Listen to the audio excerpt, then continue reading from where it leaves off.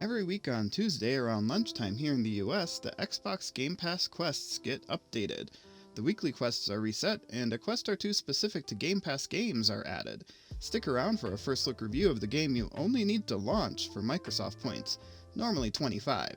If you are a Game Pass Ultimate subscriber, you get access to both game quests. This section has finally been standardized and is being reused weekly. If you're already familiar with the weekly quests and just want to see what's new, then use the timecodes below to skip ahead and hear about the 2 new game quests.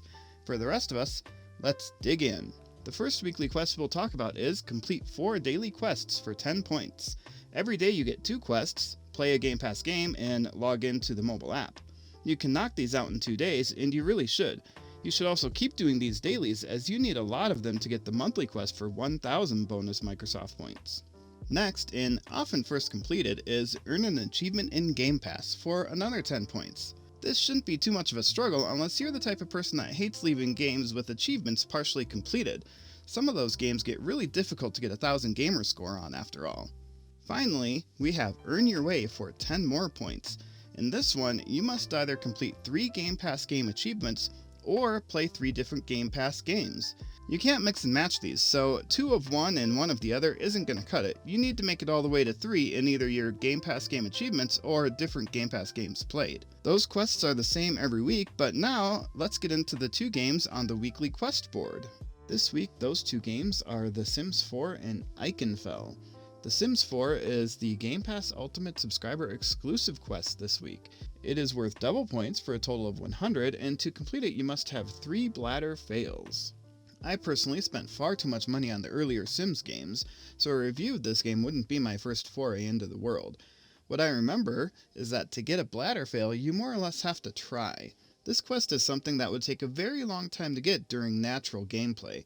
I'm not sure what the achievement scale is on The Sims 4, but I suspect this is not an achievement-safe quest. It's likely too easy to get an achievement on the way to this quest to be considered that.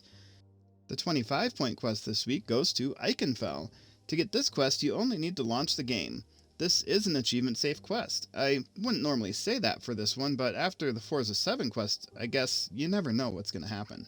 If you enjoy getting as early of a heads up on Game Pass quests as possible, subscribe to the channel down below.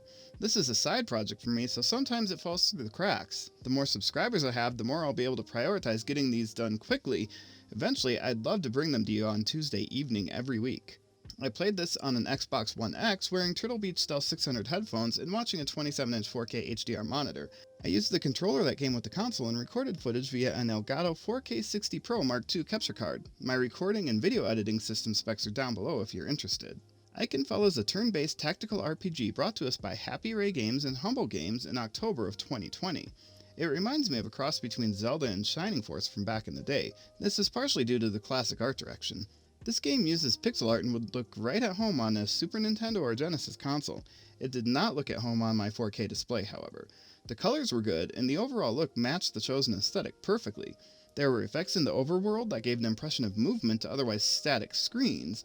For instance, it would appear as if clouds might have been going by overhead due to moving shadows on the ground.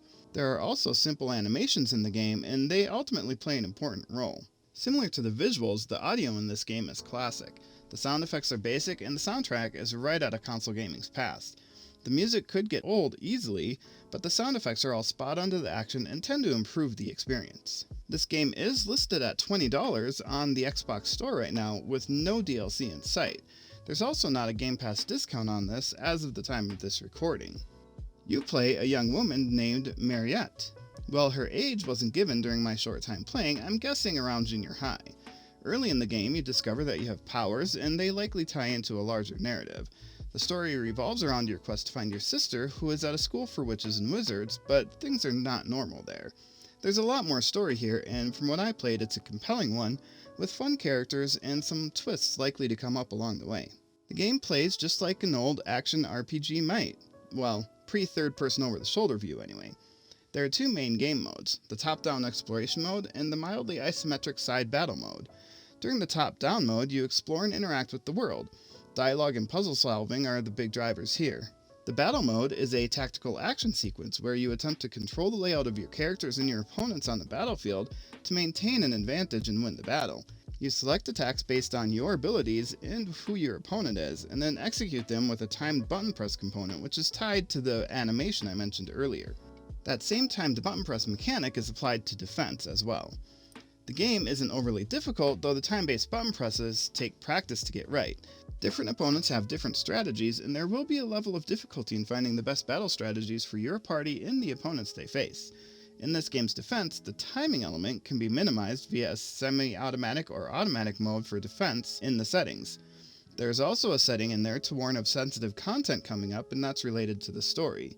And finally, there's one to make combat a non-factor in advancing the game, though I didn't try any of those settings out. The controls are very straightforward. The left stick moves you around and the right buttons select and cancel actions. Most people will have these controls down pat in just a matter of minutes because there's not really anything difficult going on here. The gameplay loop I found really centers around using combat to increase your abilities, allowing you to go further along the game's story where combat gets harder and you must increase your abilities more.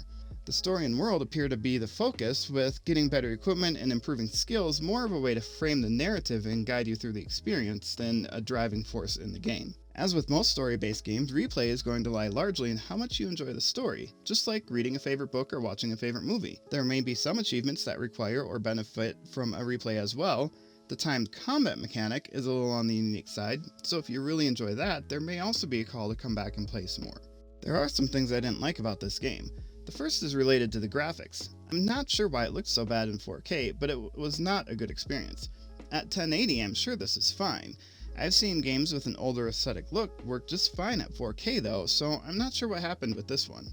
I don't think it's acceptable for a game released in 2020 focused on consoles to look bad at 4K. Consoles generally go on the TV, and 4K TVs are rapidly becoming the norm. I also didn't like the timed button press mechanic in battle. It reminds me of Costume Quest 2, which has a similar thing going on. In that game, it provides a bonus, making it such that getting the button press on time makes things easier, but not getting it is just fine. In this game, missing the button press really feels like it puts you at a disadvantage, making it feel a lot more important and required in this game. At the end of the day, this button press mechanic just didn't fit my preferred gameplay style. Again, this can be turned off, but it was put there in the first place, and I felt leaving it on to experience the game as designers intended at first was important. Finally, I feel as if the game's story is ramping up a little on the slow side. This could also be related to my playstyle. I tend to overexplore in any game where I have the option to explore. If you didn't like this review, please leave a comment down below telling me why. I can't improve without feedback, and these reviews are for you. If you did like it, then make sure to give it a thumbs up. The more of these reviews you do that for, the more you'll see, and then others will start to see them more too. I liked some things about this game. The graphics, while not translating to 4K very well, still had some great moments. The one that really sticks out to me is in the overworld, where a subtle shadow and pixel movement give a sense of life and movement to the world at all times. Also, the various spell effects were done well. I enjoy the story so far, and I suspect I will throughout, as that is this game's primary focus. I'm a sucker for a game with a good story, and I will forgive a lot for that. Finally, I like the tactical part of combat. While the button press mechanic might have been a downside, the need to constantly place your characters in the right spot to best utilize their abilities and thwart those of your opponents is very enjoyable. My final verdict on this game sits at play it free on Game Pass right now. Normally a game like this would be firmly in the buy category, but for some reason it just hasn't grabbed me yet. After writing this up, I did a little bit of research, and others have really been praising the story in ways that I usually would. Based on what I found from this research, there's a non-zero chance that if I go back and change that combat mechanic with the timed button presses, I'll be changing this to a verdict of get it. I'll drop a comment in the video if that does happen. If FPS games are more your jam, I'm planning to get the PUBG review and Game Pass update posted soon. Be sure to like this video and subscribe so you don't miss the chance to see a live stream of gathering B-roll and getting review info.